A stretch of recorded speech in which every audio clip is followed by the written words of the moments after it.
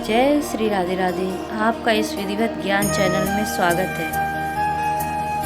हमारे सनातन धर्म के अनुसार हमारे भृगु ऋषि जो ज्योतिष वेदाचार्य थे, उन्होंने यह बताया यह कि जो राहु और केतु हैं ये प्रत्यक्ष ग्रह नहीं हैं, ये छाया ग्रह हैं। मतलब कि ये अपनी सिर्फ छाया से प्रभावित करते हैं। सूर्य का प्रकाश धरती पर पड़ता जरूर है, लेकिन छाया परिवर्तित होती है। वैसे ही राहु और केतु ऐसे दैत्य थे जो अपने आप को देवता साबित करने के लिए अमृत पान करना चाहते थे, लेकिन विष्णु जी ने ये साबित कर दिया कि राक्षस ही हैं। जैसा कि आप सब जानते ही हैं कि अमृत मंथन हुआ और कैसे कैसे क्या हुआ। राहु और केतु छाया ग्रह हैं। ये छाया कैसे करते हैं? परिवर्तित की जब किसी इंसान की कुंडली में यह भ्रमण करते हैं, लेकिन दोनों वक्री चलते हैं, सीधा नहीं चलते, उल्टा चलते हैं। उल्टा चलते समय देखा जाता है कि उनके घर में कैसे हैं। यदि राहु केतु किसी की कुंडली में किसी ग्रह से मिल जाए तो उस ग्रह के अनुसार काम करते हैं, लेकिन वह यदि अकेले बैठे हों तो अकेले अपना काम करते हैं। राहु भ्रमित करता है, और यदि वो मेष, वृषभ या मिथुन में हो तो वो किसी की भी कुंडली में जिस जगह जिस भाव में बैठा होगा वो वहाँ पर उस भाव के अनुसार क्रिया करेगा।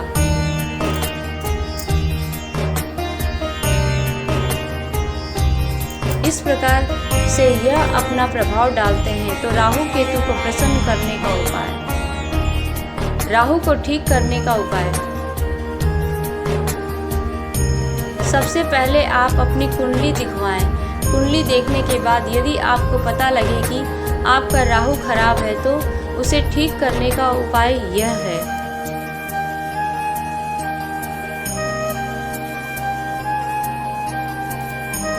पहला, आप घर के अंदर कूड़ा कचरा इकट्ठा होने मत दो। कूड़ा कचरा इकट्ठा होने से राहु खराब होता है।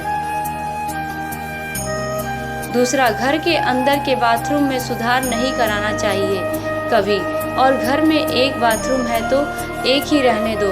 घर में एक से अधिक बाथरूम नहीं होना चाहिए। और यदि बार बार बाथरूम खराब हो रहा है और आप रिपेयर करवा रहे हैं तो राहु खराब होता है, पर बाथरूम को हमेशा साफ रखना चाहिए।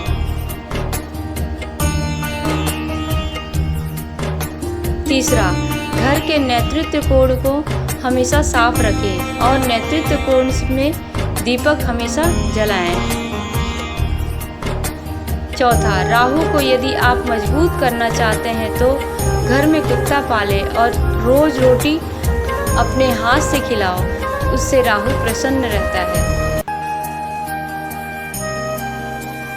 पांचवा, यदि राहु अधिक परेशान कर रहा है तो एक काले धागे में सूरमा लपेटकर अपने बेड से बांध दें। काले धागे से जिस बेड पर आप सोते हो, इससे राहु अपना प्रभाव कम करेगा।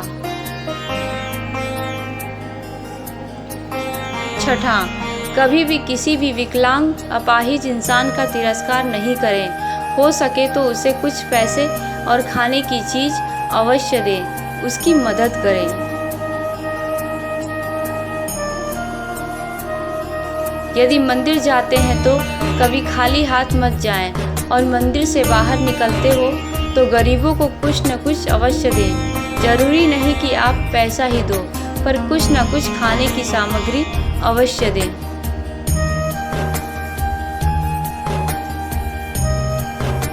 अब जानिए केतु को ठीक करने का उपाय। पहला, आपको घर में लकड़ी का एक गट्ठर रखना चाहिए। लकड़ी चंदन की हो तो ज़्यादा अच्छा रहेगा, और यदि चंदन की ना मिले तो किसी भी लकड़ी का गट्ठर बनाकर रख सकते हैं। दूसरा, आप खोटा सिक्का और एक नारियल बहते पानी में प्रवाहित करें। तालाब या समुद्र में नहीं, नदी में डालें, क्योंकि ये बहता जल है। तीसरा, आप एक काली गुड़िया की माला जो होती है उसे आप अपने पूजा स्थान पर रखें केतु के स्वरूप में, तो उससे केतु मजबूत होता है।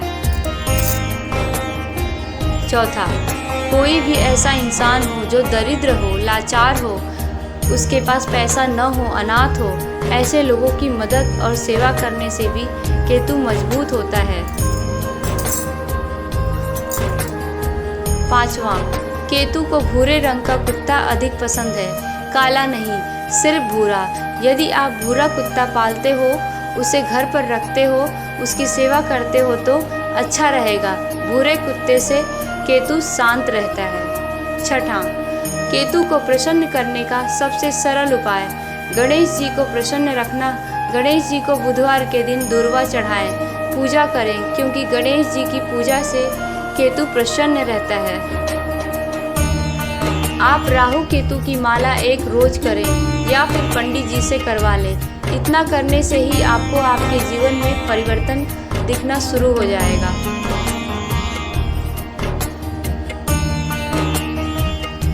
अगर आपको यह जानकारी अच्छी लगी है तो इसे लाइक, शेयर और सब्सक्राइब करें। धन्यवाद। जय श्री राधे राधे।